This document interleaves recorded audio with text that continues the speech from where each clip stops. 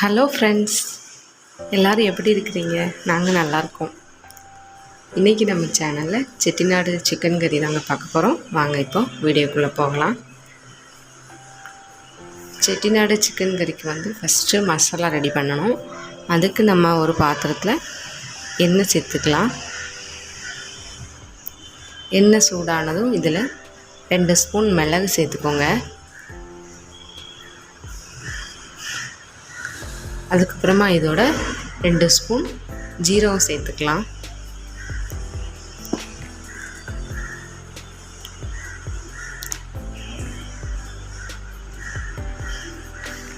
சீரகம் சேர்த்தாச்சு. இதோட நான் காஞ்ச மிளகாய் ஒரு 10 வத்தல் சேர்த்துக்கிறேன். காஞ்ச மிளகாய். அதுக்கப்புறம் இஞ்சி ஒரு பெரிய இஞ்சியை ஒரு 4-5 துண்டாக நான் கட் பண்ணி வச்சுருக்கிறேன். அதையும் இதோட சேர்த்துக்கலாம்.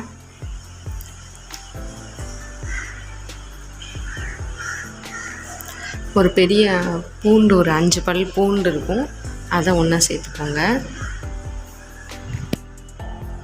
எடுத்துட்டு இதை நல்லா வதக்கிக்கலாம். அதுக்கப்புறமா நான் ஒரு 1/2 மூடி தேங்காய் சில்லு எடுத்து வச்சுருக்கிறேன், அதையும் இதோட சேர்த்துக்கலாம். சேர்த்துட்டு நல்லா மிக்ஸ் பண்ணிக்கோங்க.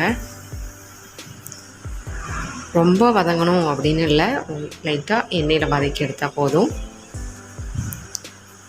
அதுக்கப்புறமா இதோட கருவேப்பிலை சேர்த்துக்கலாம்.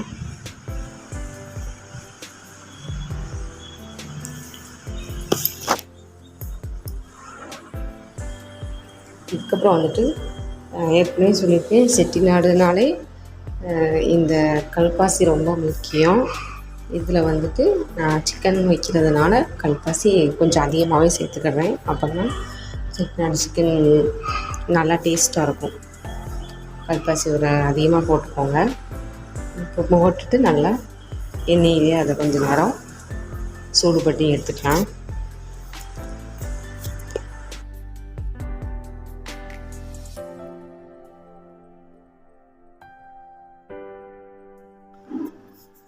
இதை நல்லா வதக்கியாச்சு. அதுக்கப்புறமா இதோட பார்த்திங்கன்னா 1 டீஸ்பூன் சோம்பு சேர்த்துக்கலாம்.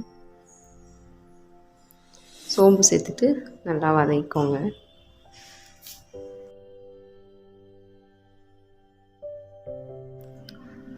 அவ்வளோதாங்க, மசாலா எல்லாமே சேர்த்தாச்சு. இதை ஒரு 5 நிமிஷம் ஆற வச்சு ஒரு பேஸ்ட் மாதிரி அரைச்சி எடுத்துக்கலாம்.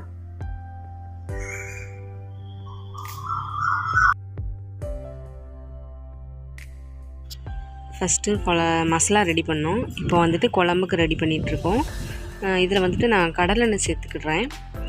ஃபஸ்ட்டு கோல்டு எண்ணெய் சேர்த்துருந்தேன் மசாலா ரெடி பண்ணதுக்காக. இதில் கடலெண்ணெய் சேர்த்துக்கலாம். எண்ணெய் சூடாகிடுச்சு. இப்போ அதில் 1 டீஸ்பூன் கடுகு சேர்த்துக்கோங்க. கடுகு நல்லா பொரிஞ்சு வந்ததும், கடுகு பொரிஞ்சு வந்துடுச்சு. இதில் கரம் மசாலா ஐட்டம்ஸ், அதாவது பிரியாணி ஐட்டம்ஸ், ஏலக்காய், லவங்கம், பட்டை, அப்புறம் இன்னமும் சாதிக்காய், இதெல்லாம் போட்டுக்கோங்க. போட்டுட்டு லைட்டாக கிண்டி விட்டுக்கோங்க.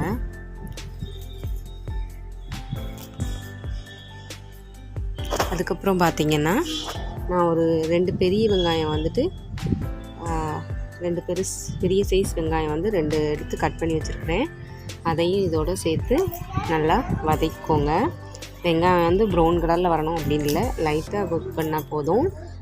இப்போ நான் இந்த ஸ்டேஜில் நான் கருவேப்பிலை எப்போவுமே நான் ஃபஸ்ட்டே சேர்க்க மாட்டேன். வெங்காயம்லாம் போட்டதுக்கப்புறம் தான் சேர்ப்பேன். ஏன்னா நம்ம ஃபஸ்ட்டே சேர்த்தோம் அப்படின்னா கருவேப்பிலை கருகி போயிடும். இப்போ நம்ம இந்த ஸ்டேஜில் சேர்த்தோம் அப்படின்னா கொஞ்சம் ஃப்ரெஷ்ஷாக இருக்கும். நீங்கள் இப்போ இந்த ஸ்டேஜில் சேர்த்துக்கோங்க. இது நல்லா ஒரு லைட் ப்ரௌன் வர தாண்டி அதுதான் வெங்காயம் சேர்த்து வதக்கிக்கோங்க. அதுக்கப்புறம் பார்த்திங்கன்னா இதோட நான் ஒரு 3 ரெட் சில்லி எடுத்து வச்சுருக்கேன்.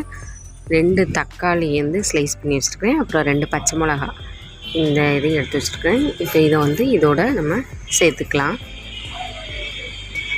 சேர்த்துட்டு தக்காளி நல்லா மசிறாத அளவுக்கு எண்ணெயிலே நல்லா குக் ஆகட்டும்.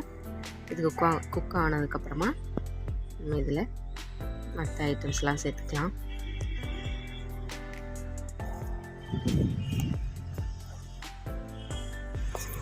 இப்போ பார்த்திங்க அப்படின்னா இதில் வந்து நான் 1 டீஸ்பூன் தனியாத்தூள், அப்புறம் 1 டீஸ்பூன் மஞ்சள் பொடி, அப்புறம் பார்த்திங்கன்னா 2 ஸ்பூன் சில்லி பவுடர் சேர்த்துக்கிறேன். சேர்த்துட்டு நல்லா கலந்து விட்டுக்கலாம். இது நல்லா கலந்து விட்டுக்கோங்க.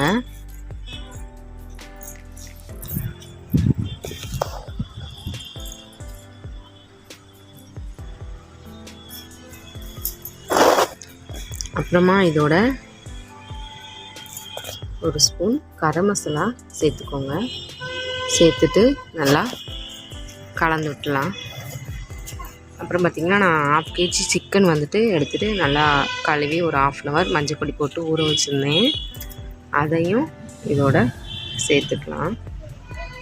சிக்கனை சேர்த்தாச்சு. சேர்த்துட்டு நல்லா மிக்ஸ் பண்ணி விடுங்க. நான் வந்து கையிலேயே மொபைல் வச்சுருக்கிறதுனால என்னால் அதை நல்லா மிக்ஸ் பண்ண முடியல. நான் கீழே வச்சுட்டு மிக்ஸ் பண்ணிவிட்டு உங்களுக்கு காட்டுறேன். பாருங்கள், மிக்ஸ் பண்ணிவிட்டேன் எப்படி இருக்குன்னு.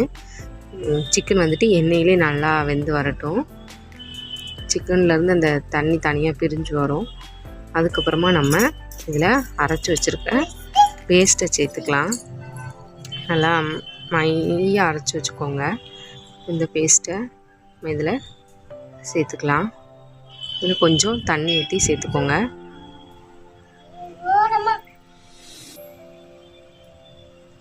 தண்ணி ஊற்றி சேர்த்துட்டு நல்லா கலந்து விட்டுருங்க.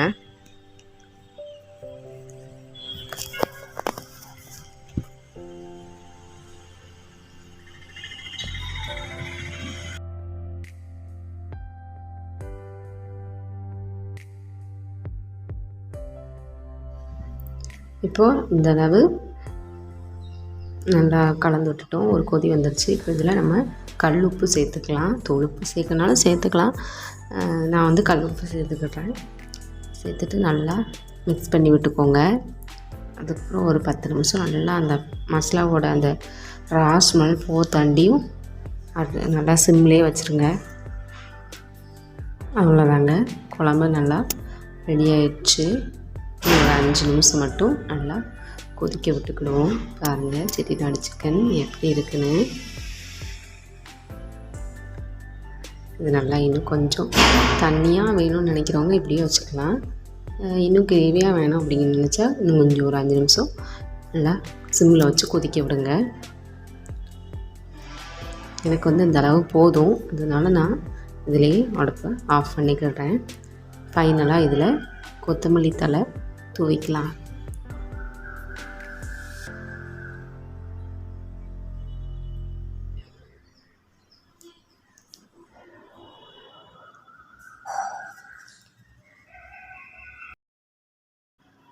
அவ்வளோதாங்க, செட்டிநாடு சிக்கன் வீட்டிலேயே ஈஸியாக ரெடி பண்ணிடலாம். நீங்களும் செஞ்சு பார்த்துட்டு எப்படி இருக்குன்னு கமெண்ட் பண்ணுங்கள். தேங்க்யூ.